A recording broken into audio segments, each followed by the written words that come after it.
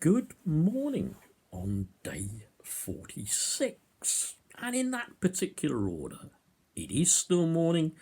At the moment, it is still good because kind of nothing in particular has come along to spoil it. While I begin, a big shout out to you, please. Unite have a petition going for the workers at Screwfix Direct. And yes, I have to confess, I have been a buyer from Screwfix Direct myself. But even as a retired trade unionist and a retired Unite member, can you please look on my page and on Facebook and also on Race Hate and the Spread of the Racist Narrative? If you could just look on there, please. Sign that petition, because I believe there are issues with Screwfix, from whom I even bought proper safety glasses, and went to the old collect, Well, I believe there is issues with them supplying proper PPE. Screwfix, get your act together. I spent my money with you. Lots of other consumers do as well. How about looking after your workers' safety? Now, I know, Screwfix, that the government really would be very lax to enact legislation under the Health and Safety Executive. Of course they would. They just would, because they couldn't give a shit about the welfare of workers, in all honesty. But people, please get on there. Unite, I say again, please add your name and email to that part of that petition. I was going to say partition. You can imagine a partition wall. You could just put, and especially talking about Screwfix, which is all about DIY and tools and everything. You could write your name on a Screwfix partition wall. Instead, add your name to our Unite petition. Right, on to other things. Mums and dads, grands and granddads, parents, all. My boys, as you know, are grown up, living for themselves and doing well, I hope. Don't hear from them as much as I would like, and hope to hear from them when they're able to get in touch, because from the sound of things, they're both very busy. But this one goes out to parents and grandparents, especially grandparents who are in lockdown, like my niece Cyan's grandparents are here in Great Yarmouth.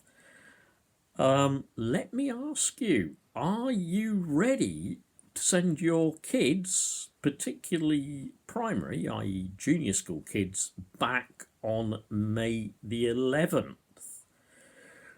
Boris, the racist clown, probably still looking for a name for the new baby, but Boris, the racist clown, is now looking for a good strapline for exit strategy. Exit from lockdown. Can you think of one for Boris parents? Could it be maybe something like, I'm sending my kids back as a test case? I don't know. Give me, if you could please, a nice strapline for ending Brexit. And Keir Starmer, Keir, what have you done really, apart from just supporting everything Boris and the government are doing? Sir Keir, you're not really a decent opposition leader. You're not a socialist, that's for sure. And you just quietly follow along, don't you? You just quietly follow along and applaud them. Sir Keir, for crying out loud, you even agree that with the Tories that Assange should be deported. You make me sick. You actually sicken me. You are not a socialist. Anyway, let me not get distracted by all that, right? Now, part of the push towards ending lockdown obviously is that we are now through phase one. Yeah, Churchill might have been saying, Boris's favourite, this is not the end, but the end of the beginning. Yep. So we're through phase one and we're pushing lifting lockdown. So we have now all those 100,000 tests delivered and done. Not really. Yeah. Not really. It's a Tory playing with statistics game. It's like playing with the statistics, not really announcing the full COVID death toll. Because at first we said, it was a bit difficult to get the information about how many people were dying in care homes and whatever. So we won't put that in, but we'll add it later. When we add it later, well, the official death toll by now must be over 31,000. But as you will know if you've read the Financial Times, who is now banned from Tory coronavirus briefings, or if you've watched anything on Channel 4, you'll know that the real death toll is probably into the 50,000 plus. So is it not time, really, parents, to be sending your kids back to school? Yeah, absolutely. Let's get them back. Let's lift lockdown, because really, those tests again, they're sending out postal tests to locations that don't exist. To actually be considered done and to be safe, the test would have to be repeated. And they're just counting the 10,000 on not number of tests done, but number of tests sent out. So it's a fiddle the statistics lie. As I always say, how do you get unemployment figures down? Easy.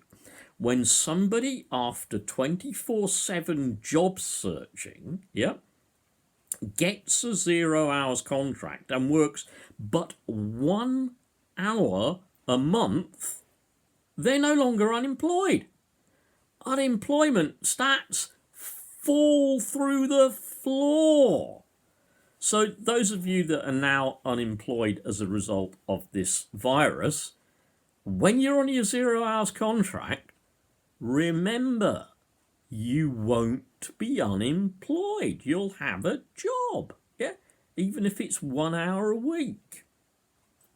So what do we look forwards to next?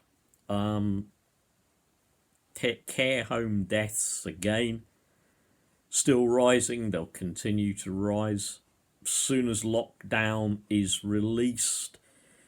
Well, we're a herd, aren't we? And what's Boris always wanted? Herd immunity.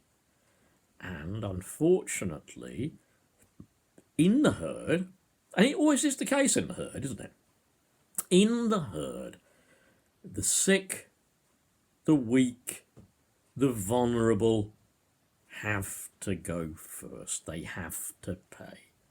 The sick, the weak, and the vulnerable are not, they're not helpful to the welfare of the herd. They don't produce. Interesting thought, by the way.